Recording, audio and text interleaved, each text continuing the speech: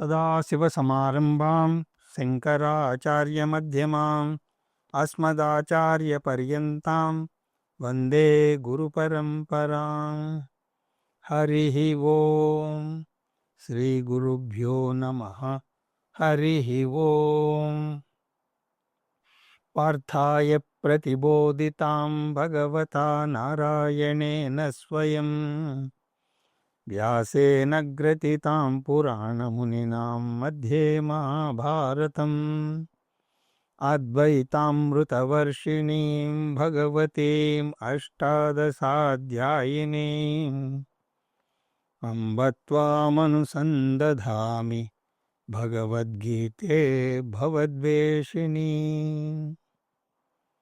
యం బ్రహ్మా వరుణేంద్ర రుద్రమరుతస్తున్వంతి దివ్యైస్తవైః వేదైః సాంగపదక్రమోపనిషదైః గాయంతి యం సామగాః.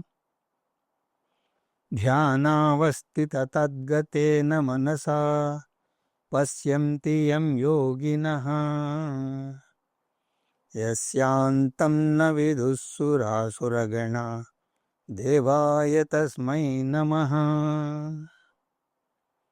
ఓం శ్రీకృష్ణ పరబ్రహ్మణే నమః. స్మరవారం వారం కార్యక్రమంలో శ్రీమద్ భగవద్గీత జ్ఞాన యజ్ఞంలో 68వ రోజు అధ్యయనానికి మీ అందరికీ స్వాగతం. పార్థానైవేహ నాముత్రా వినాశాస్త్రస్య విద్యతే నహి కళ్యాణకృత్ కశ్చిత్ దుర్గతిం తాత గచ్చతి. ముందుగా ఇక్కడ కృష్ణ పరమాత్మ అర్జునుడిని ఓదారుస్తున్నాడు. ఫలం ఏమిటో తర్వాత చూద్దాం, కానీ ఓ అర్జున బెంగపడకు అంటున్నాడు. కృష్ణ పరమాత్మ చెప్పిన జవాబు సారాంశాన్ని ముందు చూద్దాం. ఒక వ్యక్తి జ్ఞాన మార్గానికి వచ్చాడు అనుకుందాం. జ్ఞాన మార్గం అంటే ఏమిటి? శాస్త్రాన్ని శ్రవణ మనన నిధిధ్యాసల ద్వారా అధ్యయనం చేయడం.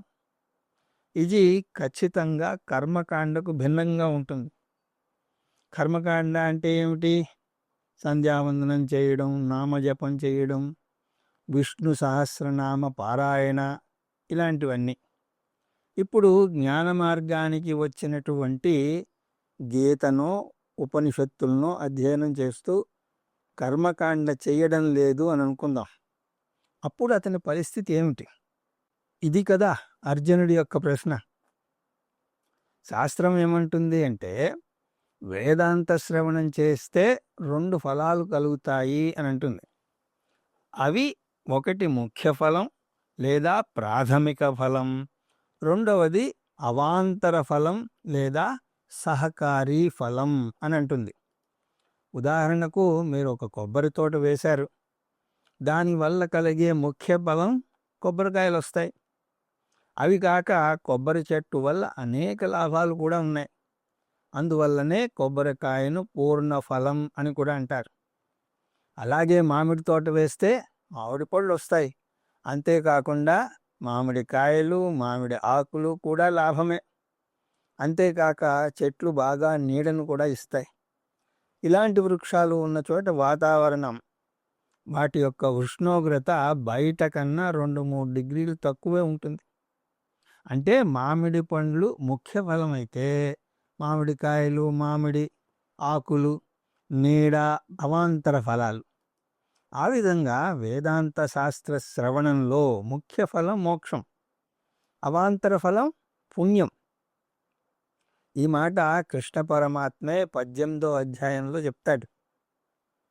శ్రద్ధవాననసూయశ్చ శృణయాదపి యో నరా సోపి ముక్తే శుభాన్ లోకాన్ ప్రాప్నుయత్ పుణ్యకర్మణ అంటూ గీతాపారాయణ యొక్క శక్తి ఎంతటిది అంటే, అర్థం తెలియకపోయినా సరే ఎవరైనా భగవద్గీతను వింటే ఆ వేదాంత శ్రవణం అతనికి పుణ్యాన్ని కూడా కలుగజేస్తుంది.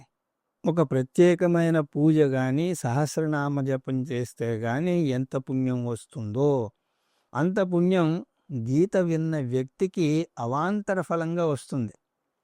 దీన్ని బట్టి ఏమిటి అర్థమైంది? వేదాంత శ్రవణం చేస్తే వేదాంత జ్ఞానం, పుణ్యం రెండూ వస్తాయి. ఒకవేళ జ్ఞానం కలిగితే మోక్షం వస్తుంది, జ్ఞానం కలగకపోతే కనీసం పుణ్యమైనా వస్తుంది. పుణ్యం కలిగితే కనీసం స్వర్గలోకానికి వెళ్తాడు. అందువల్ల అటువంటి సాధకుని పరిస్థితి ఏమిటి? మోక్షం లేదా స్వర్గం. అందువల్ల నిశ్చింతగా గీతాబోధన మనం కొనసాగించవచ్చు. 1 గంట ఎలాగో కూర్చుని వినగలిగితే గొప్ప ఫలం మోక్షం, కనీస ఫలం స్వర్గం. అందులో బెంగపడాల్సిన అవసరం లేదు. ఇప్పుడు ఈ నేపథ్యంతో ఈ శ్లోకాన్ని చూద్దాం. పార్థ వినా శాస్త్రస్య న విద్యతే. హే పార్థ, జ్ఞాన మార్గానికి వచ్చినటువంటి సాధకునికి వినాశనము అన్నది సంభవించదు. ఇహవా అముత్రవా, ఈ లోకంలో కానీ పరలోకంలో కానీ అధోగతి పాలు కాడు. అంటే మరణం ముందు కానీ మరణం తర్వాత కానీ అధోగతి పాలు కాడు. దానికి కారణం ఏమిటి అంటే కళ్యాణకృత్ కశ్చిత్, అటువంటి వ్యక్తి మంగళకర్త అవుతాడు. గీతాబోధ వినడం కూడా మంగళకర్మ. దీనిని జ్ఞానయజ్ఞం అన్నాడు కృష్ణ పరమాత్మ 4వ అధ్యాయంలో. చిన్మయానంద స్వామి వారు గీతాబోధ మొదలుపెట్టినప్పుడు దానిని గీతాజ్ఞాన యజ్ఞం అని అన్నారు. మనం కూడా దీన్ని గీతాజ్ఞాన యజ్ఞం అని అంటున్నాం కదా. కొంతమంది యజ్ఞం అంటే హోమకుండం, ఋత్విక్కులు ఉంటారు అని అనుకుంటారు కూడా. కృష్ణ పరమాత్మ ఈ మాటకు ముందే బీజం వేశాడు. ఎందుకు? నిజంగా హోమకుండం లేకపోయినా, నిజంగా ఆహుతులు వెయ్యకపోయినా, ఒక వైదిక కర్మ చేస్తే ఎంత పుణ్యం వస్తుందో అంత పుణ్యం వస్తుంది జ్ఞానయజ్ఞం చేస్తే. అతనికి జ్ఞానం పొందడానికి కావలసినటువంటి అర్హతలు ఉంటే ఈ పుణ్యం కూడా అవసరం లేదు. ఎందుకంటే అతను పొందిన జ్ఞానమే అతనికి మోక్షాన్ని ఇస్తుంది. అందువల్ల కళ్యాణకృత్ అంటే మంగళకర్త. కళ్యాణం అంటే పెళ్ళి కాదండి, మంగళం. ఏ పుణ్యకార్యాన్నైనా సరే మంగళం అని అంటారు. అందువల్ల పెళ్ళికి కళ్యాణ పదం అన్నది వచ్చింది. అందువల్ల గీతాబోధకు వెళుతూ ఉంటే మీరు కూడా కళ్యాణానికి వెళుతున్నాము అని అనొచ్చు. అందులో తప్పేం లేదు. దుర్గతిం తాత గచ్చతి, అటువంటి వ్యక్తి ఎన్నడూ దుర్గతి పాలు కాడు. అంటే అతను ఖచ్చితంగా స్వర్గానికన్నా వెళతాడు లేదా మోక్షాన్నైనా పొందుతాడు. అర్జునుడి ప్రశ్నకు జవాబు వచ్చేసింది. ఆ తర్వాత ఇంకా ఏమంటున్నాడు అంటే ప్రాప్య పుణ్యకృతం లోకాన్ ఉషిత్వా శాశ్వతి సమా శుచీనాం శ్రీమతాం గేహే యోగభ్రష్టోభిజాయతే. రాబోయే శ్లోకాల్లో అటువంటి సాధకునికి మరణం తర్వాత ఏమవుతుందో చెప్తున్నాడు కృష్ణ పరమాత్మ. మరణించే వరకు తన సాధనను ఎలాగూ కొనసాగిస్తాడు కాబట్టి దాన్ని ఇక్కడ చర్చించడం లేదు. మరణానంతర గతి గురించి మాట్లాడుతున్నాడు. యోగభ్రష్ట, అటువంటి వ్యక్తి అంటే యోగభ్రష్టుని గురించి మనం ముందే చూసినట్టుగా అతను వేదాంత శ్రవణం వల్ల పుణ్యాన్ని పొందుతాడు. దాన్ని అవాంతర ఫలము పుణ్యకృతలోకాన్ ప్రాప్య, గొప్ప యాగాలు చేసిన వారు ఏ లోకాలకు వెళ్ళగలుగుతారో యోగభ్రష్టుడు కూడా ఆ లోకాలకు వెళతాడు. మహాయజ్ఞాలు, వాజపేయ యజ్ఞం, సోమయజ్ఞం చేస్తే వచ్చే ఫలం గీత నేర్చుకోవడం వల్ల వస్తుంది. మధుసూదన సరస్వతి ఒక శ్లోకాన్ని ఉటంకిస్తూ ఉంటారు. దాని సారాంశం ఏమిటి అంటే 1 నిమిషం వేదాంత శ్రవణం చేస్తే 100 యజ్ఞాలతో సమానం. అలాంటిది 60 నిమిషాల పాటు మీరు వింటూ ఉంటే 100ల కొద్దీ యజ్ఞాలు చేసినంత ఫలం వస్తుంది. అంతేకాదు, మొత్తం భూభాగాన్ని దానం చేస్తే ఒకటో రెండో ఎకరాలు కాదండి, మొత్తం భూమిని దానం చేస్తే ఎంత ఫలం వస్తుందో అంత ఫలం వస్తుందిట. అంటే దీని ఉద్దేశం వేదాంత శ్రవణం ఒక పవిత్రమైనటువంటి కర్మ. అందువల్ల అతను స్వర్గాది లోకాలకు వెళతాడు. ఆ లోకాలకు వెళ్ళడమే కాదు, శాశ్వతి సమా ఉషిత్వా, ఆ లోకాలలో ఎన్నో సంవత్సరాలు గడుపుతాడు. సమా అంటే అనేక సంవత్సరాలు, ఉషిత్వా అంటే అక్కడ గడుపుతాడు. అది కూడా మామూలుగా కాదు, స్వర్గలోక భోగాలను అనుభవిస్తాడు. కానీ అతని ప్రాథమిక లక్ష్యం స్వర్గభోగాలను అనుభవించడం కాదు, గీతా ఉపనిషత్తులు నేర్చుకుని మోక్షాన్ని పొందడం. కాబట్టి అభిజాయతే, ఈ యోగభ్రష్టుడు మళ్ళీ పుడతాడు. ఎక్కడ పుడతాట? రెండు అవకాశాలున్నాయి. మొదటిది ఈ శ్లోకంలో చూస్తాం. శుచీనాం శ్రీమతాం గేహే, సంస్కారవంతులైనటువంటి సంపన్నులైనటువంటి తల్లిదండ్రులకు పుడతాడు. శుచి అంటే సంస్కారం, ధర్మానికి విలువలకు మతానికి విలువనిచ్చేవారు. అంతేకాకుండా శ్రీమతాం అంటే శ్రీమంతులు. ఎందుకు ప్రత్యేకించి సంస్కారవంతులు శ్రీమంతులు అన్నాడు కృష్ణ పరమాత్మ అంటే, అటువంటి చోటనే ఆధ్యాత్మిక సాధన కొనసాగుతుంది. అదే పేదవాని ఇంట్లో పుడితే ప్రాథమిక అవసరాలైనటువంటి తిండి బట్టకే ప్రాకులాడుతూ ఉంటే సాధన చతుష్టయ సంపత్తి మోక్షం గురించి మాట్లాడే అవకాశం ఎక్కడుంటుంది చెప్పండి. అందువల్ల సంపన్నుల ఇంట్లో పుట్టాలి. కానీ వారు కేవలం సంపన్నులు అయి ఉంటే, సంస్కారం గనక లేకపోతే అది ఇంకా ప్రమాదం. ఎంత డబ్బు ఉన్నా అది వ్యసనాలకే చాలదు, పూజకు మతానికి చోట ఉండదు. దాని బదులు పేదవాని ఇంట్లో పుట్టడమే నయం.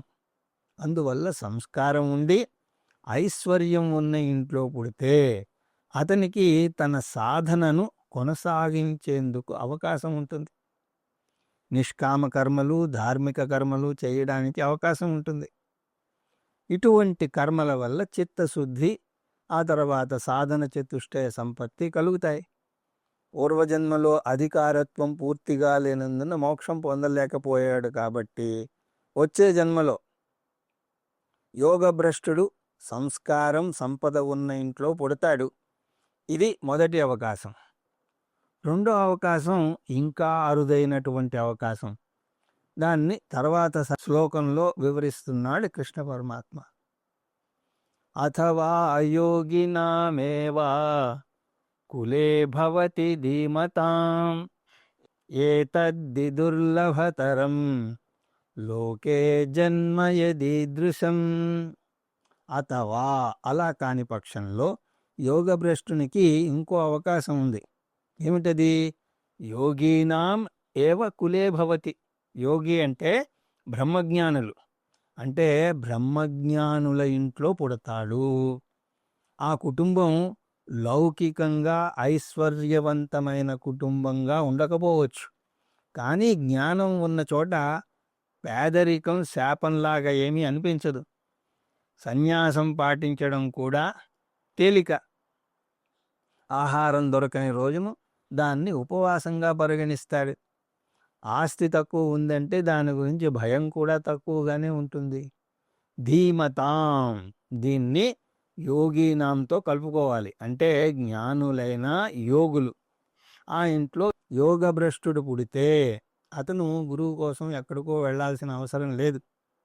భృగుర్వై వారుణి వరుణం పిప్తరమపససారా అదీహి దేవో బ్రహ్మేతి అంటూ తైత్తిరీయోపనిషత్తులో భృగువల్లిలో వస్తుంది. తండ్రిని కొడుకు బ్రహ్మ విద్య నేర్పించమని అడుగుతాడు. కానీ ఏతద్ది దుర్లభతరం లోకే జన్మ, అలా జ్ఞాని యొక్క పుత్రునుగా జన్మించడం చాలా దుర్లభం అంటున్నాడు కృష్ణ పరమాత్మ. ఎందుకు? మనుష్యాణం సహస్రేషు కశ్చిదతి సిద్ధయే యతతాపమపి సిద్ధానాం కశ్చిన్నాం వేత్తి తత్వతః అంటూ తర్వాత అధ్యాయంలో వస్తుంది. వేల కొద్దీ మనుషుల్లో ఎవరో ఒకరు మాత్రమే నా గురించి తెలుసుకునే ప్రయత్నం చేస్తారు. అలా ప్రయత్నించిన వారిలో కూడా ఎవరో ఒకరు మాత్రమే నా తత్వాన్ని తెలుసుకోగలుగుతారు అంటున్నాడు కృష్ణ పరమాత్మ. ఆ విధంగా జ్ఞానులు చాలా అరుదుగా ఉంటారు. అందులోనూ గృహస్థ జ్ఞాని. ముందు శ్లోకంలో చెప్పిన శుచీనాం శ్రీమతాం గేహే, అటువంటి జన్మ పొందడమే దుర్లభం. అలాంటిది జ్ఞాని ఇంట్లో పుట్టడం దుర్లభతరం అంటున్నాడు. అంటే ముందు చెప్పిందే కష్టమైతే ఇది ఇంకా కష్టం. అటువంటి జన్మ పొందితే అది చాలా గొప్ప వరం. సరే, అటువంటి జన్మ పొందుతాడు యోగభ్రష్టుడు అని చూసాం. కానీ అతను మళ్ళీ మొదటి నుంచి మొదలు పెట్టాలా, లేక ఎక్కడి నుంచి ఆపాడో అక్కడి నుంచి మొదలు పెట్టవచ్చా? కొంతమందికి సంవత్సరం మధ్యలో వేరే ఊరికి ట్రాన్స్ఫర్ అయితే పిల్లలను మళ్ళీ అదే క్లాసులో చేర్పించినట్టుగా వేరే జన్మలోకి ఈ జన్మలోని సాధన తీసుకోబడుతుందా లేదా అంటే ఇక్కడ గీత 6వ అధ్యాయం దాకా విన్నాడు. 7వ అధ్యాయం నుంచి వినవచ్చా తర్వాత జన్మలో? ఈ జన్మలో సాధన తర్వాత జన్మలో కూడా రాబడుతుంది అని కృష్ణ పరమాత్మ చెప్తున్నాడు. అంటే ఈ ఫలంతో పుడతాడు అతను. అటువంటి పిల్లల్ని ఆధ్యాత్మిక జ్ఞానులు అని అంటారు. అందువల్ల దీని నుంచి మనం ఒక ముఖ్యమైనటువంటి విషయాన్ని గ్రహించవచ్చు. ఈ జన్మలో ఆధ్యాత్మిక జ్ఞానులు పూర్వజన్మలో యోగభ్రష్టులై ఉండి ఉంటారు. ఎవరో అన్నారు, బస్సు అందుకోవాలంటే గొప్ప సాధన ఏమిటి అంటే ముందు బస్సును వదిలేయడం. ముందు బస్సు మిస్ అయితే రెండవ బస్సు అందుకోవడం చాలా తేలిక. అలా ముందుకు వెళ్ళినట్టు అవుతుంది. అలాగే ఈ జన్మలో బస్సు అందుకోలేకపోతే వచ్చే జన్మలో ఆధ్యాత్మిక సాధన చాలా త్వరగా మొదలవుతుంది. అదే విషయం వచ్చే శ్లోకంలో చెప్పబోతున్నాడు కృష్ణ పరమాత్మ. తత్ర తం బుద్ధి సంయోగం లభతే పౌర్వదేహికం యతతే చ తతో భూయాః సంసిద్ధౌ కురు నందన. తత్ర అంటే కొత్త జన్మలో సంస్కారవంతులైన సంపన్నుల ఇంట్లో పుట్టినా లేక పేదవారి అయినటువంటి జ్ఞానయోగుల ఇంట్లో పుట్టినా ఇవి పూర్వజన్మలో అలవరుచుకున్న ఆధ్యాత్మిక జ్ఞానం అర్హతలతో పాటు అతను పుడతాడు. అతను ఎదుగుతున్న కొద్దీ అవి బయటపడతాయి. ముందు జన్మలో వివేకం, వైరాగ్యం, జ్ఞానం ఏవి పెంపొందించుకున్నా అవి తోడ్పడతాయి. బుద్ధియోగం లభతే పౌర్వదేహికం, పూర్వదేహంలో ఉండగా సాధించినటువంటి జ్ఞానం, ఆధ్యాత్మిక వివేకంతో ఇతను పుడతాడు. అది ఎలా సాధ్యం అంటే శాస్త్రం ప్రకారం 2 జన్మల మధ్య స్థూల శరీరం మాత్రమే భిన్నంగా ఉంటుంది, కానీ మనస్సు కాదు. మరణం అంటే స్థూల శరీరం నుంచి సూక్ష్మ శరీరం యొక్క వియోగం అని అంటారు. సూక్ష్మ శరీరంలో మనస్సుతో పాటు పుణ్యపాపాలు, వివేక వైరాగ్యాలు, వాసనలు అన్నీ కూడా ప్రయాణం చేస్తాయి. అవి వేరే శరీరంలోకి ప్రవేశిస్తాయి. స్థూల శరీరంతో సూక్ష్మ శరీరం సంయోగం చెందడాన్నే జన్మ అని అంటారు. కొత్త జన్మలో ఆ వాసనలు వెంటనే తెలియకపోయినా సరే 12-13 సంవత్సరాలు వచ్చేసరికి అవి బయటపడతాయి. ఆ మనస్సుకు అనుగుణంగా వచ్చే అతని జీవితం జన్మలో కొనసాగుతుంది. అందువల్లనే తల్లి పిల్లలకు జన్మనివ్వగలదు కానీ వారి తలరాతలకు జన్మనివ్వలేదు అంటారు. ప్రతి పాపాయి తన వాసనలతో, తన కర్మఫలంతో ఈ లోకంలోకి వస్తుంది. అందువల్లనే 4 పిల్లలు ఉన్న ఇంట్లో నలుగురి ప్రవర్తన ఒకలా ఉండదు. ఒక్కో ఇంట్లో తల్లిదండ్రులకు ఆధ్యాత్మిక చింతన లేకపోయినా సరే పిల్లవాడు చాలా ఆధ్యాత్మిక భావనతో ఉంటాడు. రెండో పిల్లవాడు నాస్తికుడైనా సరే ఆశ్చర్యపోవక్కర్లేదు. ఇంత భిన్న ప్రవృత్తులు ఎలా వచ్చాయి అంటే వారి వారి వాసనలే దానికి కారణం. ఆధ్యాత్మిక సాధన మీద శ్రద్ధ ఏర్పడి వ్యక్తిని శాస్త్రపరంగా వర్ణించాలి అంటే అతను పూర్వజన్మలో యోగభ్రష్టుడై ఉండాలి. శంకరాచార్యులు వారు తన భాష్యంలో ఒక ముఖ్యమైనటువంటి వ్యాఖ్యానం చేస్తారు. అధ్యాత్మ సంస్కారస్య నాశః నాస్తి అని అంటారు. ఒకసారి ఆధ్యాత్మబోధ కానీ దానికి సంబంధించినటువంటి ఆలోచనలు కానీ మనసులోకి వెళితే వాటిని ఎవరు నాశనం చేయలేరు. మహా అయితే కొన్నాళ్ళు అవి తాత్కాలికంగా మరుగున పడిపోవచ్చు, కానీ వచ్చే జన్మలో అక్కడి నుంచి అందుకుని తేలిగ్గా మోక్షాన్ని పొందుతాడు. మండుతున్నటువంటి బొగ్గు ఆరిపోయినట్లుగా కనిపించినా చిన్న మంట గనక ఉంటే దాన్ని నెమ్మదిగా ఊది పెద్ద మంటగా ఎలా చెయ్యగలమో అలాగా మరుగుడు పడిపోయినటువంటి యోగభ్రష్టుని వాసనలు వచ్చే జన్మలో చిన్న ప్రయత్నానికే మళ్ళీ కొనసాగుతాయి. అప్పుడు అతనికి మోక్షం తేలిగ్గా వస్తుంది. ఈ జన్మలోని జ్ఞానయోగం అతనికి పుణ్యఫలం ఇచ్చింది. దాని ఫలంగా స్వర్గభోగాలు అనుభవించి మళ్ళీ భూలోకానికి వచ్చి మనుష్య జన్మ ఎత్తి మోక్షాన్ని పొందుతాడు. ఎందుకంటే మనుష్య జన్మలోనే మోక్షం అన్నది సాధ్యం. యథాదర్శి తదాత్మని యథా స్వప్నే తథా పితృలోకే యదాప్సు పురీవ దృశ్యతే తథా గంధర్వలోకే ఛాయాత పయోరివ బ్రహ్మలోకే అని కఠోపనిషత్తులో వస్తుంది.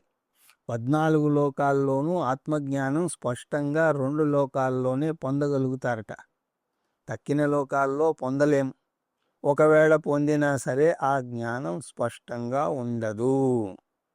స్పష్టంగా లభించే లోకాలు మనుష్యలోకం ఒకటి, బ్రహ్మలోకం ఒకటి మాత్రమే. అయితే వెంటనే మనం ఏమంటాం, అయితే బ్రహ్మలోకంలో చూసుకుందాంలేండి అనేస్తాం. కాలయాపన చేయడంలో మనం ఆరితేరి ఉన్నాం కదా. బ్రహ్మలోకంలో ఆత్మజ్ఞానం పొందడం తేలికే, కానీ బ్రహ్మలోకానికి వెళ్ళడమే చాలా దుర్లభం. అయితే మనుష్య జన్మ పొందడం తేలికేనా అని మీరు అడగచ్చు. మనం ఆల్రెడీ మనుష్యులుగానే ఉన్నాం కదా, అందువల్ల ఇక్కడే ప్రయత్నం చేయాలి. ఒకవేళ ఆ ప్రయత్నంలో విజయం సాధించక యోగభ్రష్టులమైతే వచ్చే జన్మలో అనుకూలమైనటువంటి వాతావరణంలో పుట్టి మన ఆధ్యాత్మిక సాధన కొనసాగించవచ్చు. ఈ ఆధ్యాత్మిక సాధన కొనసాగడానికి 2 నియమాలు ఉండాలి. ఆధ్యాత్మిక సాధన చేయడానికి అవకాశం ఉండాలి, రెండవది మనకు శ్రద్ధ ఉండాలి. దురదృష్టవశాత్తు జ్ఞానం పొందాలి అనే తపన ఉన్నవారికి గురువు అందుబాటులో ఉండడు. వారికి శ్రద్ధ ఉంది కానీ అవకాశం లేదు. ఇంకో రకం వారికి అవకాశం ఉంది కానీ శ్రద్ధ ఉండదు. ఒక ఆచార్యుడి బోధను ఎక్కడెక్కడో వారో వింటూ ఉంటారు, అమెరికాలో వారు కూడా వింటూ ఉంటారు, కానీ తన ఇంట్లో వారే వినకపోవచ్చు. కానీ యోగభ్రష్టుడికి ఆ సమస్య ఉండదు. అవకాశము, శ్రద్ధ 2 ఉంటాయి. భారతదేశంలో ఆధ్యాత్మిక సంస్కృతి ఎక్కడికి వెళ్ళినా సరే ప్రతిబింబిస్తూ ఉంటుంది.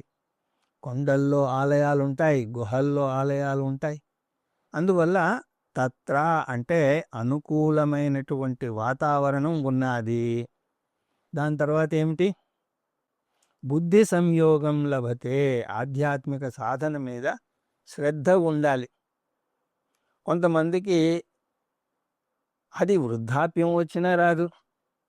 కార్తీక దీపమనో, ఇల్లు, ఇల్లాలు, పిల్లలు, లేకపోతే ఇంటింటి రామాయణం అంటూ వీళ్ళకి ప్రతిరోజు ఇంటింటి రామాయణం సీరియల్ చూడడానికి సమయం, ఆసక్తి ఉంటుంది. కానీ ఏదో ప్రతి ఏకాదశికి ఒక్కసారి నామరామాయణానికి సమయం ఉండదు. అలా వీరు టీవీకి అంకితమైపోతారే కానీ ఆధ్యాత్మికత వైపుకు మొగ్గు చూపరు. కానీ యోగభ్రష్టులు చిన్న వయసులోనే శ్రద్ధ చూపిస్తారు. ఇది ఆధ్యాత్మికతలోనే కాదు, ఏ రంగంలోనైనా మనం చూడొచ్చు. కొంతమంది చిన్న వయస్సులోనే సంగీతంలో ఆరితేరుతారు. కొంతమంది గణిత శాస్త్రంలో దిట్టగా వెలుగుతారు. అంటే వీరు ఆయా రంగాల్లో పూర్వజన్మలో యోగభ్రష్టులన్నమాట. బృహదారణ్యకోపనిషత్తులో శారీరక బ్రాహ్మణం ఈ విషయాన్ని చాలా అద్భుతంగా చెప్తుంది. జీవుడు ప్రయాణించినప్పుడు తనతో పాటు తన కర్మలనే కాదు, ఉపాసనలను, పూర్వజన్మ ప్రజ్ఞలను అంటే వాసనలను తీసుకువెళ్తాడు. వాటిని ఇక్కడ బుద్ధి సంయోగం అంటున్నాడు కృష్ణ పరమాత్మ. బుద్ధి సంయోగం అంటే శుభవాసనలు. అందరూ డబ్బు వెంట పరుగులు తీస్తే అతను ఆత్మజ్ఞానం కోసం అరులు చేస్తాడు. అతనికి ఆత్మజ్ఞానం మీద శ్రద్ధ ఎందుకు ఏర్పడిందో అతనే చెప్పలేడు. కానీ అతను తన ఆధ్యాత్మికతను పెంచి పోషించుకుంటాడు. భూయః తతః యతతే. దీనికి ముందు యోగభ్రష్టుడు అని మనం కలుపుకోవాలి. ముందు జన్మలోని యోగభ్రష్టుడు తర్వాత జన్మలో ఇంకా ఎక్కువ ప్రయత్నం చేస్తాడు.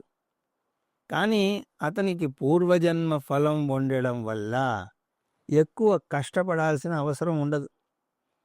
ఈత కొట్టే వ్యక్తి నీటి ప్రవాహం వెళుతున్న వైపు ఈత కొడితే అతని పని చాలా తేలికవుతుంది. ఆ విధంగా ఇతను కూడా వేగంగా పయనిస్తాడు. దేనికోసం అంటే సంసిద్ధౌ కురునందన. ఏ అర్జున, ఆధ్యాత్మిక ప్రయాణంలో అంతిమ గమ్యం చేరుకోవడానికి అతను పరుగులు తీస్తాడు. ఇతని ప్రయాణం చాలా తేలిగ్గా సాగుతుంది. సైకిల్ తొక్కేటప్పుడు మొదట్లో కష్టపడాలి, కానీ తర్వాత సులభంగా సైకిల్ ముందుకు పోతూ ఉంటుంది.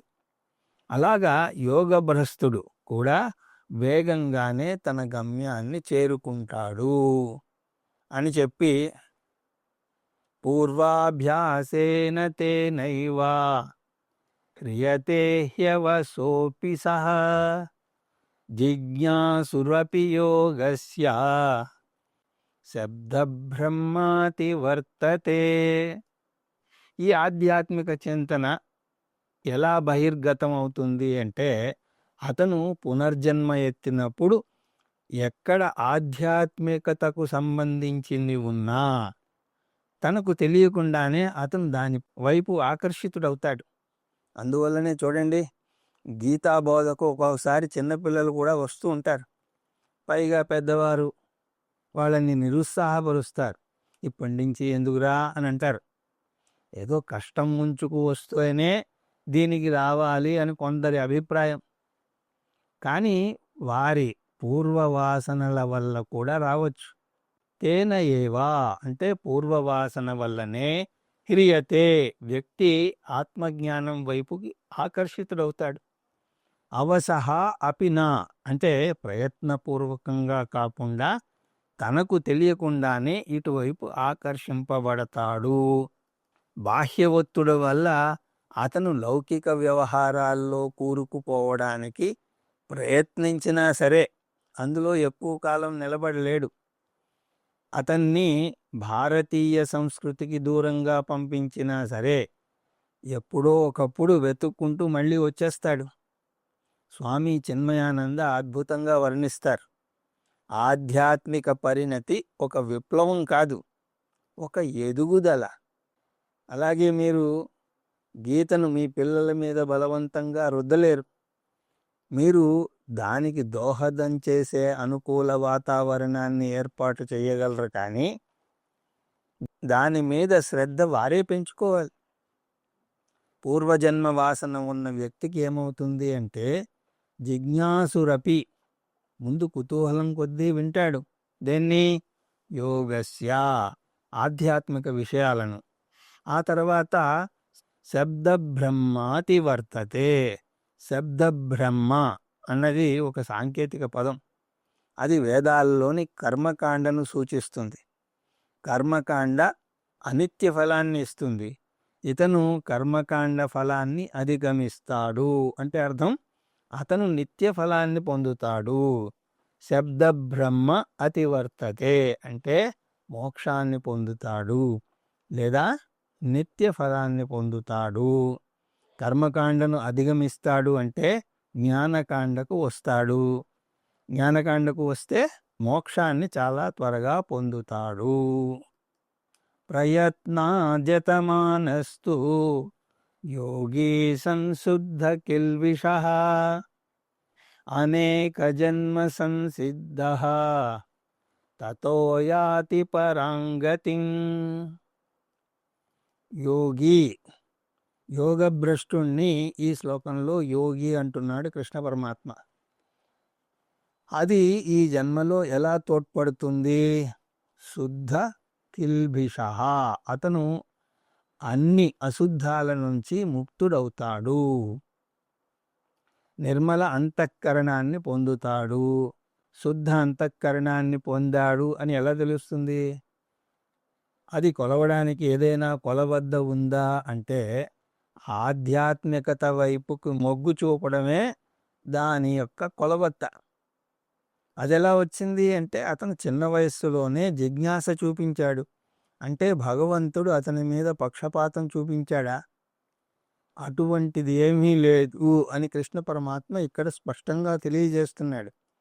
ఒకరిని ఆధ్యాత్మిక పరంగా ఉన్నతుల్ని చేసి, ఒకరిని సంగీత విద్వాంసుల్ని చేసి, మరొకరిని ఎందుకు పనికిరాని వాడిగా చేస్తే భగవంతుడు పక్షపాతం చూపించినట్టు అవుతుంది. కానీ అది భగవంతుని ఇష్టారాజ్యంగా జరగడం లేదు.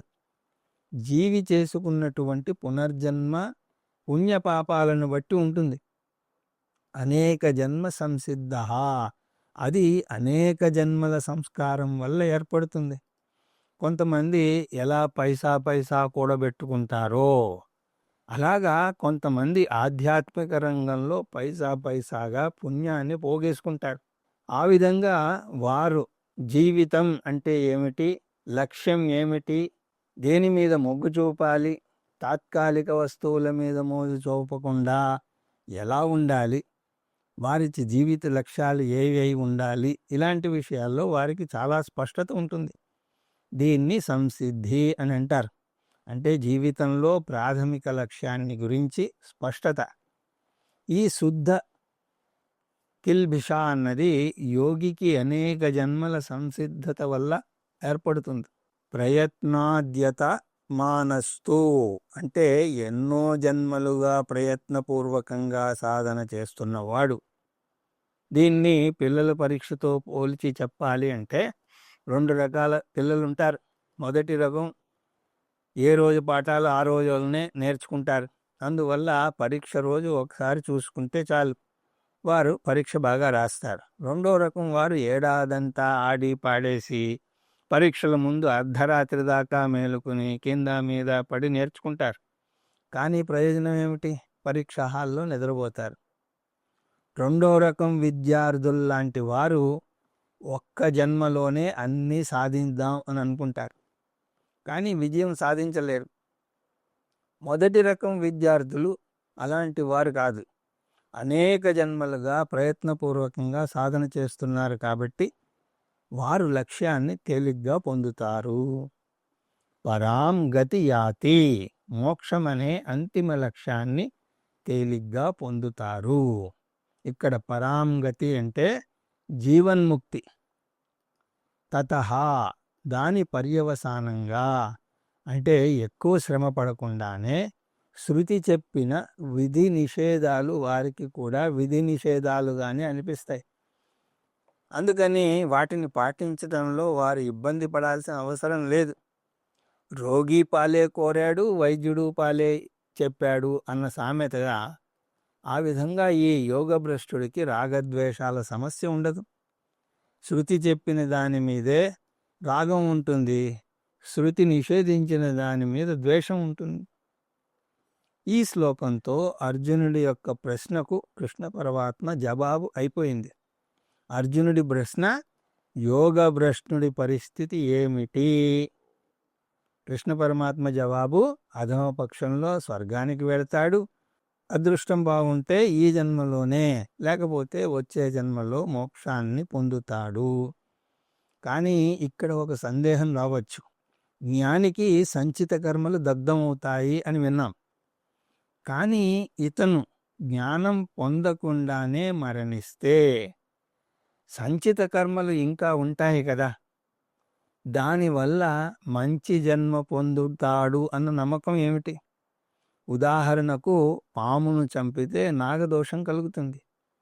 అటువంటి సంచిత కర్మలు అడ్డుపడవా? దానికి శాస్త్రం ఏమంటుంది అంటే, అటువంటి సంచిత కర్మలు ఉన్నా కూడా వాటికన్నా ఆధ్యాత్మిక సంస్కారాలు ఎంతో శక్తివంతమైనవి. అవి సంచిత పాపం ప్రారబ్ధంగా మారకుండా అడ్డుపడతాయి. అంటే సంచిత కర్మలను నాశనం చేయలేవు, కానీ వాటికి స్టే ఆర్డర్లు ఇస్తాయి. అంటే వచ్చే జన్మలో అవి అడ్డుపడకుండా తాత్కాలికంగా నిలుపుతాయి. కాకపోతే ఇతను వచ్చే జన్మలో ఎలాగూ జ్ఞానాన్ని పొందుతాడు కాబట్టి ఆ జ్ఞానాగ్నిలో ప్రారబ్ధ కర్మలుగా మారకుండా నిలిచిపోయినటువంటి సంచిత కర్మలు దగ్ధమైపోతాయి. సంచిత పాప వినాశనలింగం తత్ప్రణమామి సదా శివలింగం అన్నా కూడా ఇదే అర్థం. అందువల్ల ఎటువంటి సందేహాలు పెట్టుకోవాల్సిన అవసరం లేదు. నాకు అసలు మోక్షం వస్తుందా, వస్తే ఎప్పుడు వస్తుంది, అటువంటి ప్రశ్నలేమీ వేసుకోవద్దు. చక్కగా ఆధ్యాత్మిక ప్రయాణాన్ని ఆస్వాదించండి. ఒక నవల చదివేటప్పుడు 737 పేజీలు ఉంటే ఆత్రం ఆపుకోలేక కొంతమంది చివరి పేజీ చూస్తారు. అలా ఆత్రం పెట్టుకోకండి. చక్కగా ఒక్కొక్క పేజీ చదువుతూ రండి. ఈ జన్మలో మోక్షం వస్తుందా రాదా, వచ్చే జన్మలో ఈ గురువు గారే మళ్ళీ గురువుగా వస్తారా అన్న ప్రశ్నలు ఇక్కడ అప్రస్తుతం. తపస్వీభ్యోధికో యోగి జ్ఞానిభ్యోపి మతోధికః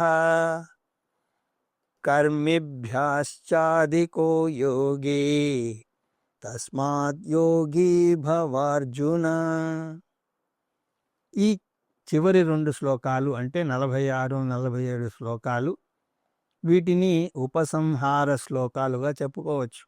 ఈ శ్లోకంలోనూ వచ్చే శ్లోకంలోనూ కృష్ణ పరమాత్మ ఈ అధ్యాయం అంశమైనటువంటి ధ్యానానికి ముక్తాయింపుగా మళ్ళీ వస్తున్నాడు. కృష్ణ పరమాత్మ నిధిధ్యాసను స్తుతించదలుచుకున్నాడు. దానికి బదులుగా నిధిధ్యాసకుణ్ణి స్తుతిస్తున్నాడు. నిధిధ్యాసన చేసే సాధకుణ్ణి స్తుతిస్తే అతను చేసేటువంటి ధ్యానం యొక్క గొప్పదనం గురించి చెప్పకనే చెప్పినట్టు అవుతుంది కదా. అందువల్ల అనేక రకాల సాధకులను గురించి చెప్పి అందులో నిధిధ్యాస చేసేటువంటి సాధకుడు అత్యంత గొప్పవాడు అని అంటున్నాడు. వీరందరినీ కూడా యోగులు అంటున్నాడు. తపస్వినః అంటే తపస్విలు, అంటే ఉపాసకులు, అంటే సగుణ బ్రహ్మ ఉపాసకులు. ఆ తర్వాత జ్ఞానినః అంటే జ్ఞానులు, అంటే శ్రవణ మననం చేసిన యోగులు. కర్మిభ్యః అంటే కర్మలను చేసినటువంటి కర్మయోగులు. నిధిధ్యాసినః నిధిధ్యాసన చేసినటువంటి యోగులు. ఇక్కడ సాధనలో 5 దశలు ఉన్నాయి. అవి కర్మ, ఉపాసన, శ్రవణం, మననం, నిధిధ్యాసనం. ఏ దశలో ఉన్నా యోగి కిందకే వస్తారు. కానీ యోగిలందరిలోకి నిధిధ్యాస చేసే సాధకుడు గొప్ప సాధకుడు. అతనిది ఆఖరి దశ. అతను అత్యంత శ్రేష్ఠుడు. ఎందుకంటే అతను ముందు 4 దశలైనటువంటి కర్మ, ఉపాసన, శ్రవణ, మననాలను దాటేశాడు. తన అంతిమ లక్ష్యం అయినటువంటి మోక్షానికి చాలా దగ్గరగా ఉన్నాడు. అందరిలోకి అతి తక్కువ స్థాయి కర్మయోగిది. ఎందుకంటే అతను లక్ష్యానికి చాలా దూరంగా ఉన్నాడు. 4 దశలు దాటుకుంటూ వెళ్ళాలి. ఉపాసన స్థాయిలో ఉన్న వ్యక్తి శ్రవణ, మనన, నిధిధ్యాసలు దాటాలి. శ్రవణ స్థాయిలో ఉన్న వ్యక్తి మనన, నిధిధ్యాసలను దాటాలి. మననంలో ఉన్నటువంటి వ్యక్తి నిధిధ్యాసను దాటాలి. అందువల్ల నిధిధ్యాసలో ఉన్న వ్యక్తే తన లక్ష్యానికి చాలా దగ్గరగా ఉంటాడు. తపస్విభ్యోధికో యోగి. యోగి అంటే నిధిధ్యాసకుడు. అతను సగుణ ఉపాసకుడి కన్నా శ్రేష్ఠుడు. జ్ఞానిభ్యోపి మతోదిక, శ్రవణ మననం చేసినటువంటి సాధకుల కన్నా నిధిధ్యాసకుడు శ్రేష్ఠుడు. కర్మిభ్యాశ్చాదికో యోగి, కర్మయోగి కన్నా నిధిధ్యాసకుడు శ్రేష్ఠుడు. అందువల్ల మోక్షం పొందాలి అంటే కేవలం శ్రవణం ఒక్కటే చాలదు. సాక్షాత్తు కృష్ణ పరమాత్మే అర్జునుడికి గురువుగా ఉన్నాడు. అర్జునుడు శ్రవణం చేస్తున్నాడు, కానీ అర్జునుడు నిధిధ్యాసనం చేసి తీరాలి. అది శిష్యుడి కోసం గురువేమీ చేయలేడు. తస్మాత్ యోగి భవార్జున, ఓ అర్జున, అందువల్ల నువ్వు యోగివి కమ్ము. యోగివి అంటే నిధిధ్యాసన చేసేటువంటి యోగివి కమ్ము. అంటే శిష్యుడు విన్న పాఠాలను జీర్ణించుకోవాలి. తర్వాత వచ్చే శ్లోకంతో మళ్ళీ ఒకసారి నిధిధ్యాసకుణ్ణి స్తుతించి ఈ అధ్యాయంలో తన బోధన ముగిస్తున్నాడు కృష్ణ పరమాత్మ. యోగినామపి సర్వేషాం మద్దత్తేనాంతరాత్మనా శ్రద్ధవాన్ భజతే యో మాం సమేయుక్తతమో మతః. ఇక్కడ కూడా ఇంచుమించు అదే భావన. సాధకులందరిలోనూ నిధిధ్యాసన చేసే సాధకుడు శ్రేష్ఠుడు అని అంటున్నాడు. ఎందుకంటే అతను తక్కిన 4 దశలు దాటేసి వచ్చాడు, లక్ష్యానికి చాలా చేరువుగా ఉన్నాడు. ఇక్కడ దేని మీద ధ్యానం చేయాలంటే ఆ అంశాన్ని స్పష్టంగా చెప్తున్నాడు. ఎందుకంటే మనం దేని మీదైనా ధ్యానం చేయవచ్చు. యహ మద్గతేన అంతరాత్మనా శ్రద్ధావాన్ మాం భజతే, ఎవరైతే నా మీద ధ్యానం చేస్తారో, నేను అంటే ఆత్మను, పరమాత్మను, భజతే అంటే ధ్యానం చేస్తారో, అంటే కృష్ణుడు ఒక వ్యక్తిగా కాదు. నేను అన్నప్పుడు కృష్ణుడు వ్యక్తిగా కాదు, దేవుడు అంటే ఆత్మ. ఆత్మ సంస్థం మనఃకృత్వా నా కించిదపి చింతయేత్ అంటూ చూసాం. అది కూడా ఎలాగా ధ్యానం చెయ్యాలి అంటే శ్రద్ధావాన్, శ్రద్ధగా. అటువంటి ధ్యానం నిన్ను జీవన్ముక్తుణ్ణి చేస్తుంది. మద్గతేన అంతరాత్మన, అంతరాత్మ అంటే మనస్సు, మద్గతేన అంటే నాయందే పూర్తిగా లీనం చేసినటువంటి మనస్సు. అంటే పూర్తి ఏకాగ్రతతో, శ్రద్ధతో ఎవరైతే పరమ ఆత్మనైన నా మీద ధ్యానం చేస్తారో స యుక్తతమః, అతను పరమశ్రేష్ఠుడు.